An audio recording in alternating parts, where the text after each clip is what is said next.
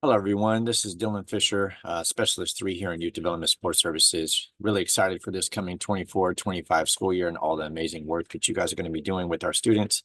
We're also really excited about the offerings for field trips again for the 24-25 school year. So we've made things a little bit more, hopefully easier for you all in the program manual. So we're going to show you where to find field trip information, and then I'm going to go through a little bit more of the details of things we need to be aware of for this coming school year.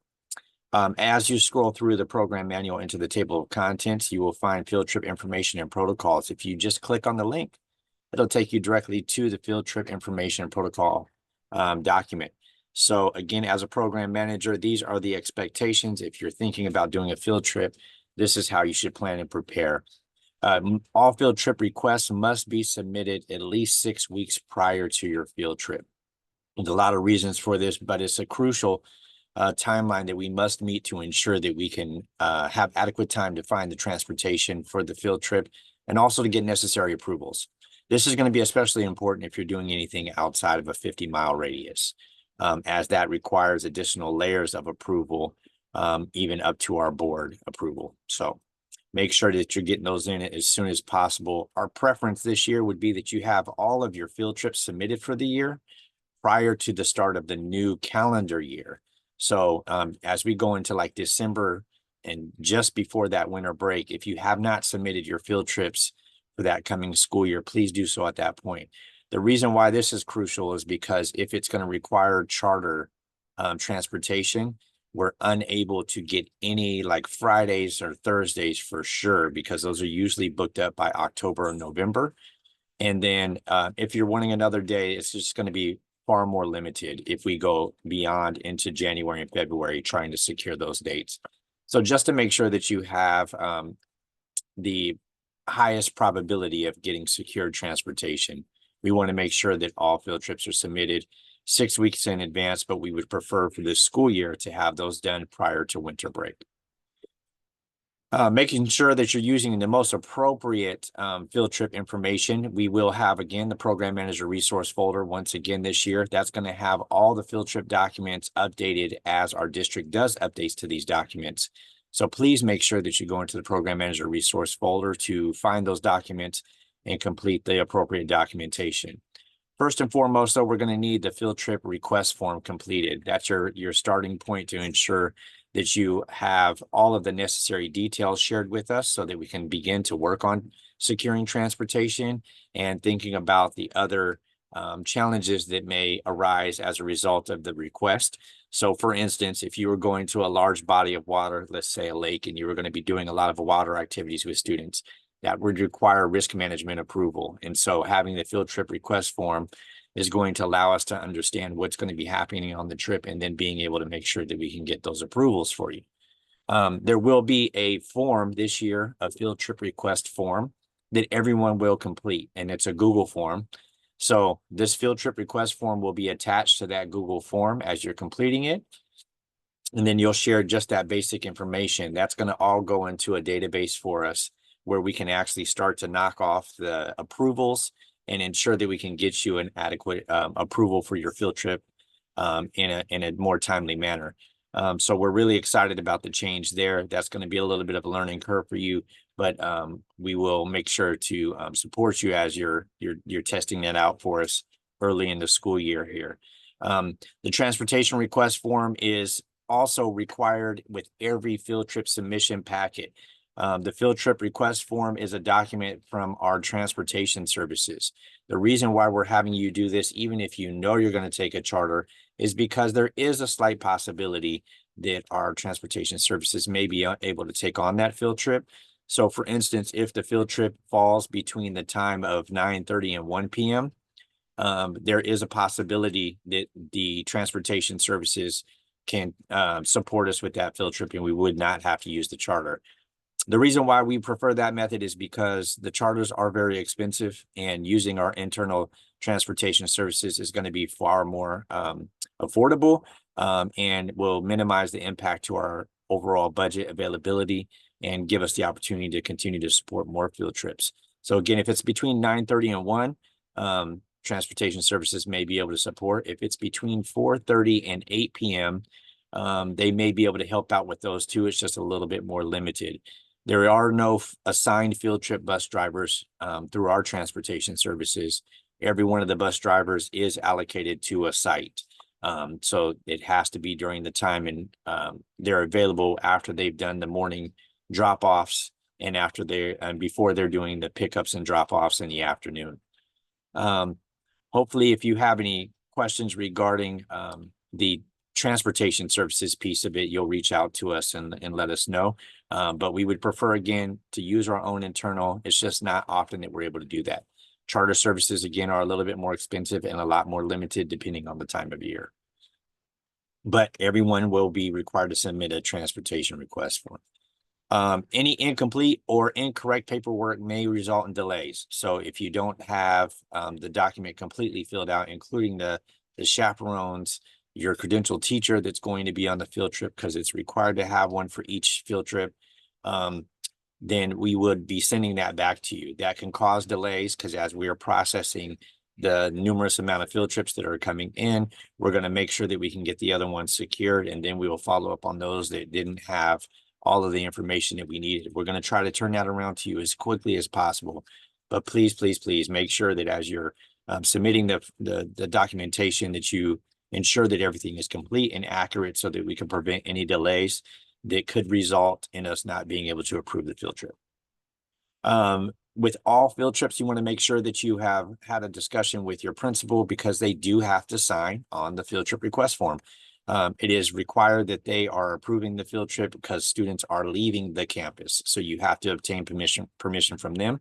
So it's recommended that you are sitting down and having a discussion with your administrator as you're planning these field trips, so that they are in the know, they are very aware. And so when you provide them with the field trip request form, it's easy, and the transportation request form, it's easy to get those signatures from your principal. And then, of course, as we go into the day of the field trip, you'll make sure that they are aware of the roster, and they have to do an initial on the roster just to confirm that all of those students are still clear to participate in the offering. Want to make sure that you understand some of the transportation and approval contingencies. Be aware that depending on transportation, there's no guarantee that we can provide a field trip. So if you submit a request, that does not mean we're going to be able to have the field trip take place. We do have to acquire transportation. And again, internally, that's a little bit more limited, but it is preferred. Externally, our charters are they're being used by everyone throughout our city. And so all school sites that are using those services for sports events or for other events, those fill up pretty quickly as we go into the school year. And so limited availability takes place more as we go into, again, January through June. And so if you are not submitting prior to the start of the new year, again, it's the likelihood of the trip taking place begins to reduce. So please plan ahead to try to mitigate any issues that may be caused, that may cause us to not be able to do the approval. So if you're thinking about doing something that's going to require some approval from our risk management. So again, that can be any activity that's not normal, right? It could be rope climb, wall climbing, ropes courses, things like that. We do need to get additional approvals on. Please make sure that you get those in as far in advance as possible so that we can make sure we have all the necessary signatures to move forward and approve your field trip request. Each site is going to be offered 2 field trips this school year. So each program will have the opportunity to go on 2 field trips. You can choose what those locations are going to be. If you don't have any idea and you do want to have field trips available for your students, you can definitely reach out to your specialist. We are developing a list of some locations we think would be good for our school sites to visit, and we can share that with you as well. So please reach out, but you will plan for 2 field trips, hopefully, this school year. If you are feeling some anxiety or you're not sure how this process goes, please reach out to your specialist and we'll be happy to walk you through that. This is the field trip request form. There's a link right here for it. So you will see This document is what you have to complete. Again, principal approval is on this document here. Please make sure you're filling out all the adult chaperones and teachers who are going to be participating in the field trip. For the route information, you can note here, see attached, and then you can print a copy of the Google Maps from your school site to the destination and return, and then just attach that to your field trip request. These are the things that change how their approvals go. In the field trip destination, once you put the destination, you'll mark if that's within a local 50-mile radius, if that's bus or walking, right? And then local 50-mile radius driver-led trips, which is not as preferred. We're not going to be using our own vehicles. And then out of town 50-mile radius.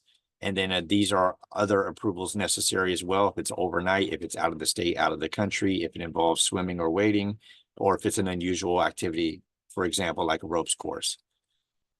So please mark all the appropriate boxes. Again, we don't want to have any delays where we missed that we needed to get an additional approval and then it gets pushed back, okay? 50-mile radius is going to be a little bit more easier to approve if it's within that 50-mile area. There is a map that I can provide you in the Google resource folder. So under field trips, you'll see a map in there that shows kind of that 50-mile radius. So if you're questioning where it falls, you can look to that as a resource. But once it's outside of a 50-mile radius, if it's out of town, we do have to get board approval on that. Okay, and then we'll mark here also charter bus if it's going to be a charter. And again, if it falls outside of those timeframes that I provided for our internal transportation, it's likely going to be a charter. If you're doing a walking field trip, you can absolutely do that. We only need 2 weeks advanced prepared notice for that, unless it has unusual activities or swimming or wading. So if you're doing a walking field trip, you can mark that. You can get that to us 2 weeks prior to the trip if it's not involving unusual activities. But then, yes, please mark that. And then also, again, you will still print the route that you're going to be walking. So do it through a Google Maps and do it as walking so that you have the route that you will be walking on that trip. I'm going to go back now to the other field trip form, complete the field trip packet here. This is the entire packet. I would recommend that you use this as a checklist. So if it's a local 50-mile field trip, you will not need all of these documents completed for a field trip. I'm going to say that. It just really depends on what you're doing, where you're going, how many resources are necessary, on which of these you do have to complete. I will say that for each trip, you will for sure need the field trip request form. You're going to need your principal approval. The segment and administrator approval is required for volunteer drivers, so you don't have to worry about that for most trips. The itinerary is absolutely necessary for each trip, and that should include some detail. It's further down here where it gives the time frames in which you're transitioning from things, right? As you're going to lunch, you know, where you're going to be. This is all for safety so that if something was to happen at the destination, we know where you should be so we can identify quickly and find our students. The field trip roster is required for each field trip as well. You can print that out from Infinite Campus. If you are getting approval and you're not sure who's going to be going on the day of the field trip, that is okay. Please print the roster for all students that could potentially be participating in that field trip. And then as we get closer to that date, you can provide us with an updated list. The day of your field trip, you must share with us your day of roster. As you're loading up the buses, please make sure that all students who are getting on the bus are marked on your day of roster, and you can either scan that document, or if it's already digital on your phone or on another device, you can upload it directly into the field trip folder that will be provided to you. And student field trip authorization form is one of the permission slips that they will complete. The agreement for activity participation form is another one of those documents. So those you will probably have in almost every field trip. The other document that you will want to be looking for is the bus request document. So that's the TRA-F0006.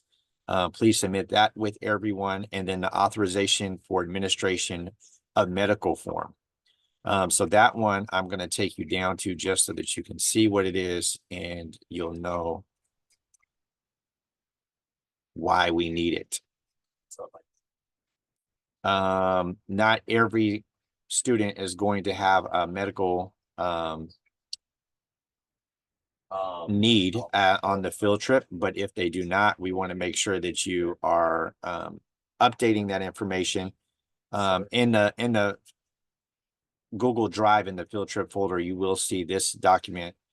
This is the medication that maybe a student may be taking if they're asthmatic, if they have other medication that they're taking. The family must complete this and return this as a part of your field trip permission packet. Okay. If you have any students who do submit this to you, then you would include that in the packet in the approval request so that we can, prior to the field trip, make sure that we get all the information from your school nurse on site or from our health services to ensure that we can safely support that student on the field trip. If you have none of these, there is a checkbox on the document that's not here on this one. So this must be one of the outdated ones, and I'll ensure that that's an updated one. There's a checkbox that says checkbox if none. If you have no medical documents that are submitted for any students, then you would just check that box as none, and that's a part of your approval packet. Great. All right, I'm going to go back again. As we are going through your program manual, you'll find that all of this is pretty easy to find. Our field trip information now, we took out all of the documents from the program manual to really shorten the manual and make it easier to identify just the information we need. Again, you're going to be able to have a program manager resource folder as you have in prior years. It will have a field trip folder with all the necessary documents. Any updates or things that are around field trips will also be added to that folder. The Google form that you must complete to request a field trip and to upload the field trip request form to will be in that folder as well. You'll be working with myself and with Christina Prairie Chicken from our department this year as we go through supporting you on your field trips. We're really excited to continue to support these field trips. Dr. Mark Carnero also will be working with our transportation services internally. So feel free to reach out to us if you have any questions regarding field trips for the 24-25 school year. We look forward to seeing you on site. Thank you.